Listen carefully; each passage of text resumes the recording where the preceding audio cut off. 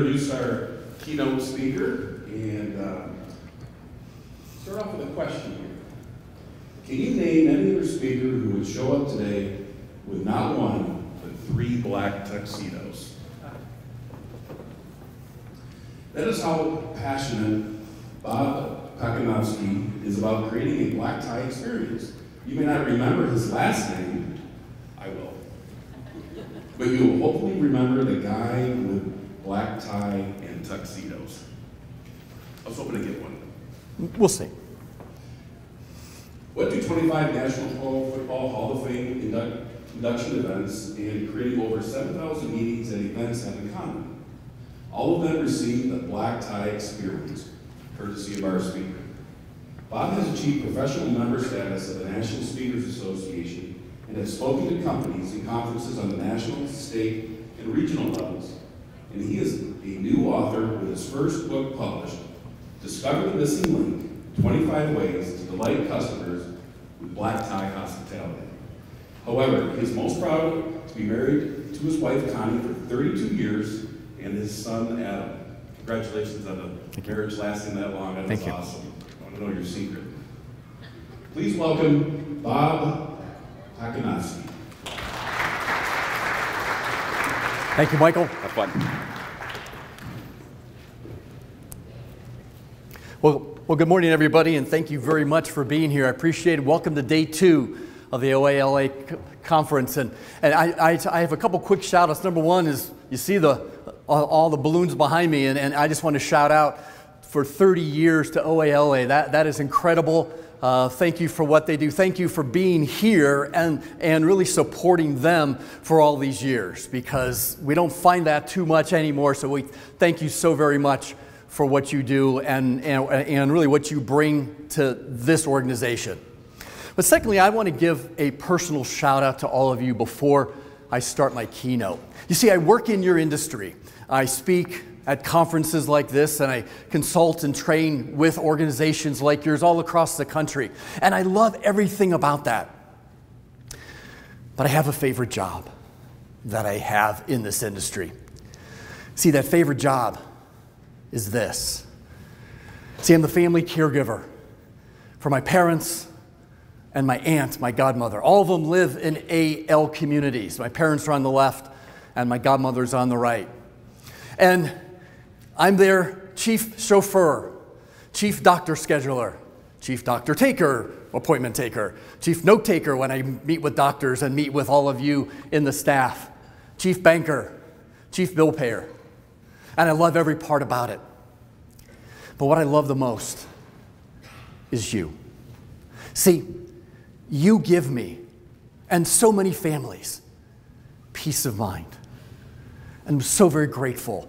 In fact, I think you're this in my mind. You're my angels that take care of the family members. And I know it hasn't been easy for you the last couple years.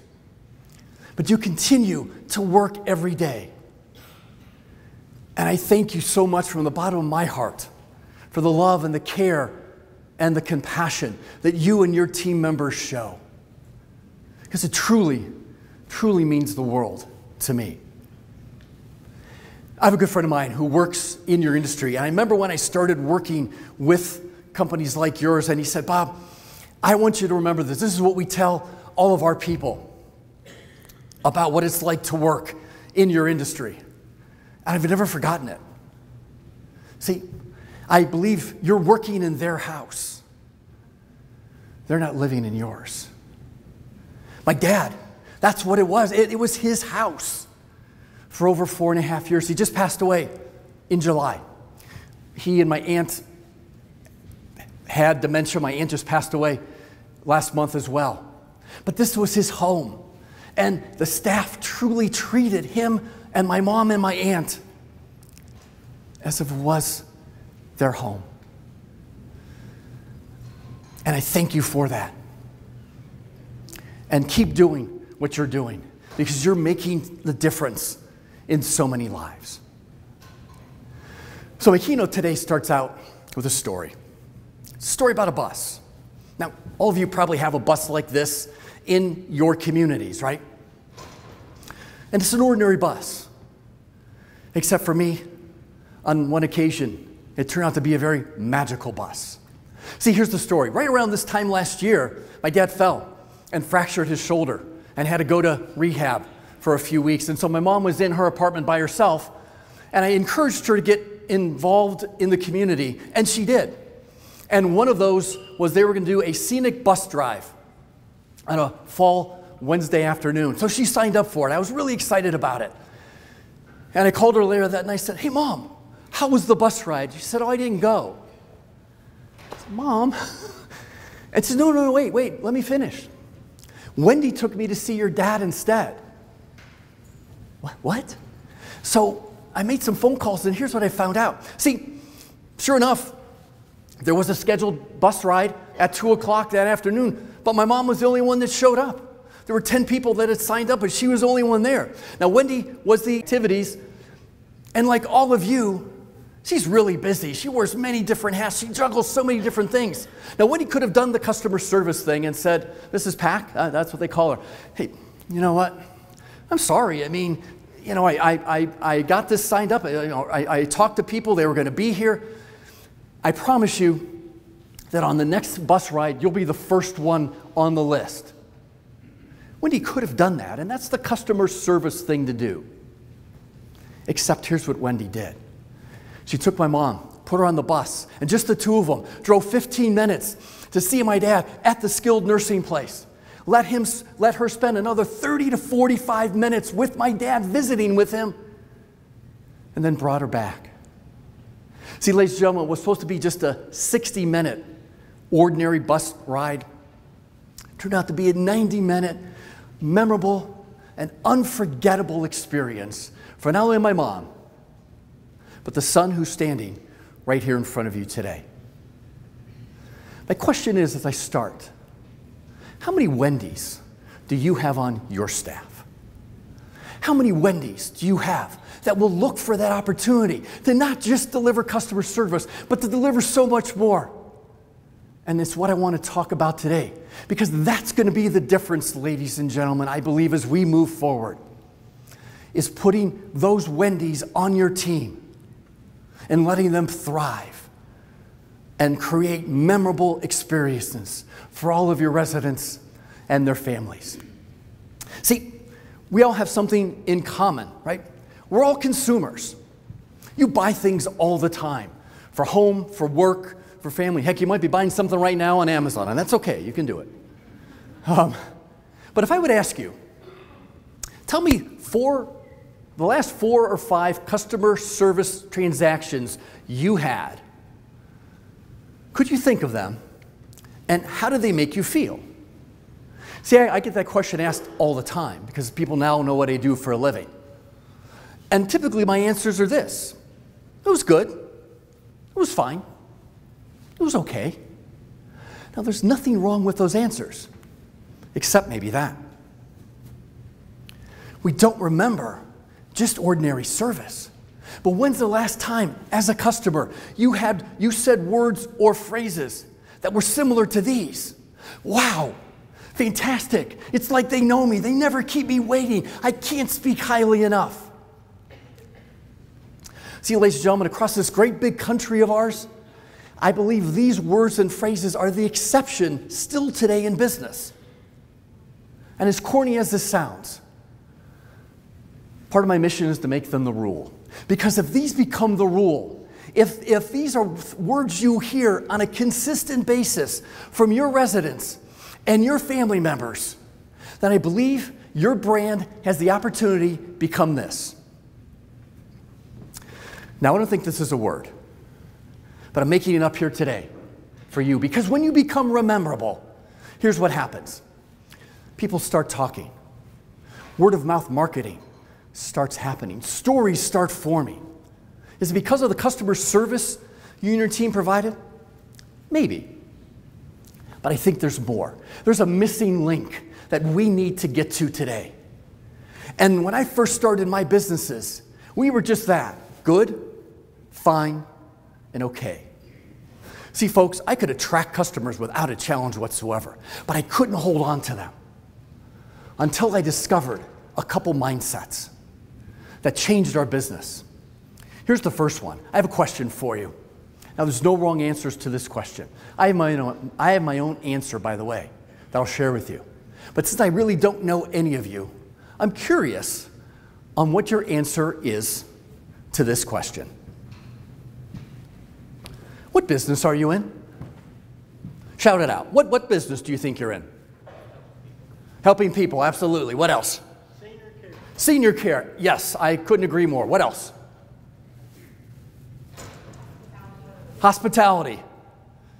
What else? Right? Folks, I know it's early, but there you go. Thank you. Those answers are correct. I heard my answer. Here's my definition of it. Say, folks, I think we're all in the hospitality business first. But there's my definition of it. It's an art, and I truly believe that art of making that personal, that emotional connection between you and someone else. But it's tough to do that today, isn't it? We live in a world that's deemed to be inhospitable, largely due to this device. But those organizations that do put hospitality first, those are the ones that I do believe get talked about, that the stories get told, that become memorable. Those are the ones that do more than this. I mean, we must do customer service, right? That's the backbone. But I believe it's very task-oriented and transactional. Customer calls, you answer. Customer complains, you solve. But it's very task-oriented. We should be greeting people with a friendly smile. We should be answering their questions on a timely basis. And you could build a very good business with just being in the customer service business, but I think there will always be churn because you'll be in the sales business. You do this as consumers, right? Someone asks you, hey, how was that new restaurant? How was that retail store? How was that tour of that senior living community you did with your mom? And you say, good, fine, okay. And then they ask, well, will you go back? And we do this a lot. Maybe. If I have to, I don't know. But ladies and gentlemen, that's the missing link right there. Because hospitality is felt. You may not be able to see it, but I know you can feel it. I know you can feel when someone takes that time to make you feel more valued, welcome, special, and appreciated. See, I believe hospitality is transformational. And it's how we make people feel while we're performing those customer service tasks. But it all starts with a connection. And I want us to do that right here now. Everybody, please stand up. Stand up, please. We're going to get you moving here first thing in the morning. So here's what I want you to do. Listen carefully. This is a quick exercise, about 90 seconds to 2 minutes. Here's the things you need. First of all, take a business card if you have it. You probably do. Secondly, take something to write with, whether it's pen, paper, notepad, phone, whatever it is. Here's the third thing. You need to find someone you don't really know that well. So if you're sitting at the table with people that you work with, please don't talk to them on this exercise. You talk to them all the time. So here's what I want you to do. Find someone you don't know and then ask each other these same 2 questions. And jot down the answers you hear from the other person. Question number 1, what's the favorite part of your job? Question number 2, what's your favorite snack or beverage that you can't live without? Favorite part of your job, favorite snack or beverage. Go!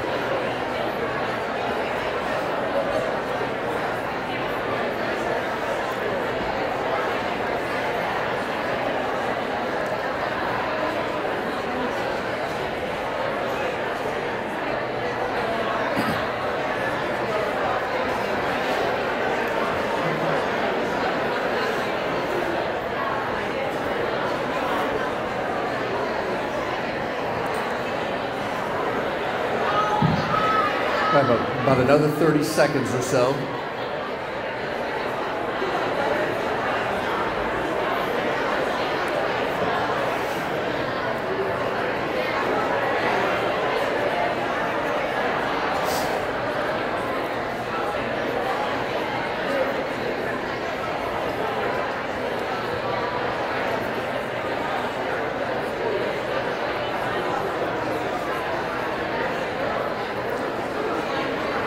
All right, if we can start wrapping up.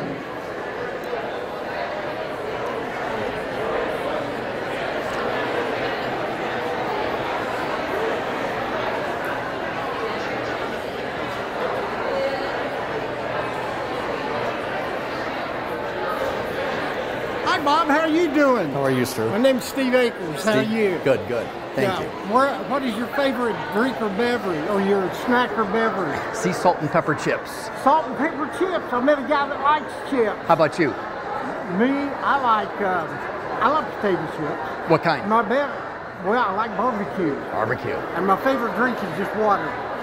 I love it. What do you like? What do you do? Right here. This is what I love. So you're helping people. Right. All right. Serve, treat, and love others better. That's great. God Thanks, bless Stephen. you, man. Thank you. Take Appreciate care. it. Okay, if we can find our seats. It's always a challenge to break up the networking. I understand that. Sorry.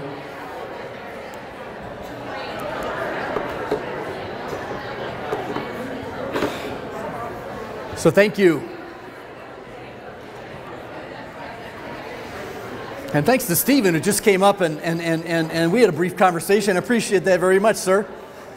So I'm going to share with you later on in my keynote why we did this exercise and why it's so valuable. Not with just the person you just met, but you can do this exercise with almost any resident, family member, employee, because it's that powerful. But the view from here was pretty cool, I have to say, because here's what I saw looking out at you. I saw people laughing and leaning in and smiling and making great eye contact and taking wonderful notes. Why? Because you're making it all about them. You wanted to connect with them. You wanted to create a hospitality connection right then and there to make people feel comfortable. And by asking them about themselves, that's what people love to talk about. We just have to be able to listen. We hear really well, ladies and gentlemen. My challenge to you is, how well do we listen today? And so for us, that was the first question that we needed to figure out. And from there, I created the 5 essential laws of hospitality. And as you hear these today, they kind of go in order. They kind of build on each one. And as you hear these, you may think to yourself, Bob, these are common sense. And I would agree with you. The challenge I have for you today, do you make them common practice in your communities? Because that is what's going to separate you from everyone else. So here's what it's going to look like. This is kind of the model that I'm going to talk about today. It all starts with that connection, right? That's law number 1. And then we move to laws 2 and 3, which now you have a customer. So you've now actually created that relationship with them. But I think the key is to moving them to that vaulted partnership stage, which is laws 4 and 5. And when you do that, I believe you have the opportunity to create these in your community. Now, let me give you my definition of a brand ambassador, and I think it's important, so I'd really love for you to write it down. It's someone who can't wait to tell the stories to others on how you make them feel. See, ladies and gentlemen, when you have brand ambassadors in your communities and you're implementing these hospitality laws, I believe you've now changed from the sales business to the marketing business. Because now you have people marketing your services, your products for you. And guess what? It doesn't cost you a dime. Ladies and gentlemen, I know you have beautiful benefits and beautiful features in your communities. Trust me, I have been to numerous of them, and they look gorgeous. But to an outsider, they all look alike. What's going to be the difference? The difference is the people that are in these buildings, how they make your residents feel valued and welcomed and special and appreciated? How many storytellers do you have, both on an external basis as brand ambassadors, but just as important, if not more, how many brand ambassadors do you have on an internal basis who can't wait to tell the story? You know what, you've got to come work for my community. Let me tell you the story on how they treat us. Ladies and gentlemen, I don't have the answer to solve the workforce problem. If I did, I would have flown here from Cleveland on my private helicopter, because I would have the secret formula. I don't. But I do know this, that if you can create storytellers in your community, those people who love coming to work every single day, who practice hospitality, and who can't wait to share that with others, I promise you, you'll be up on your competition just based on those people. Now, here's the challenge with a brand ambassador. When it comes to what they think of your business, I don't want your brand ambassadors to think of your community as the best. Let that sink in. I'll say it again. When it comes to what your brand ambassadors think of your community, I don't want them to think of you necessarily as the best. Best is good. Please don't misunderstand me. But this is the second concept we need to figure out. And I want to prove this to you today with an exercise. It's a silly exercise, but hopefully it proves my point. Can I ask you a question? Your name is? Crystal. Crystal, I have a question for you. This is day 2 of the conference. Crystal, the answer you give, there will be no other answer through this entire OALA association, because Crystal, you have deemed it the best, so everyone will have to bow down to you, because you will have said it's the best. A little pressure. Ready? Again, it's a silly question, Crystal. Crystal, what's the best ice cream flavor out there? The best? Mint chocolate chip. Those of you that please agree, raise your hand if you agree with Crystal that mint chocolate chip. That didn't work as well as I thought, Crystal. It's probably me, it's the guy asking the question. Let me ask another question. Let me ask you this question. Your name again is? Debbie. Debbie. Same parameters as Crystal. The answer you give, there will be no other answer, because Debbie, you will have deemed it so. Again, silly question. But Debbie, who's the best singer or musical group out there? The best? I like the Gaither Trio. The Gaither Trio. Those of you that agree with Debbie, please raise your... Oh, we got a couple. Okay, good. We got a couple. That's wonderful. Ladies and gentlemen, can you see the challenge? When you say you're the best, it's an opinion. And everyone has it. Now, I know you have rankings and scores, and I get that, right? But I'm talking about your customers' thoughts. See, ladies and gentlemen, here's what we figured out. Best is good. But I want your customers to think of you as this. I want them to think of you as their favorite, because favorite is better than best. Favorite means that you're doing all the things that now when someone says, hey, where's the best senior living community in wherever, your name's going to pop right to the top of their mind. Why? Because all the things you have done to create storytellers. Oh, you know what? You've got to go to Primrose. Oh my gosh, they are incredible. Let me tell you about them. My mom's there, and oh, wow. See, ladies and gentlemen, I want you to concentrate on being the favorite. And that's why I love this quote from the famed restaurateur Danny Meyer. And it's true. You don't have to be the best at everything. You just have to be their favorite. What steps are you taking today to become the favorite in the minds of your customers? Because there's real power in loyalty and brand ambassadors. Look at these stats from the Temkin Group.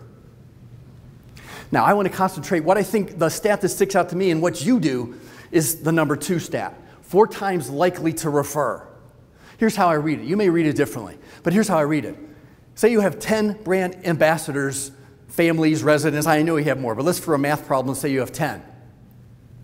And to me, they're going to refer 4 people each to you. That's 40 prospects that they're going to pre-qualify for you, by the way. That's called marketing. Now you have 40 prospects walking into your door for a tour who already like you and know you. How many could you close out of 40? Probably pretty much, right? What would 30 new residents look like in your buildings today. You may not even have room for them and whatever. But here's the point, is that there's power in loyalty.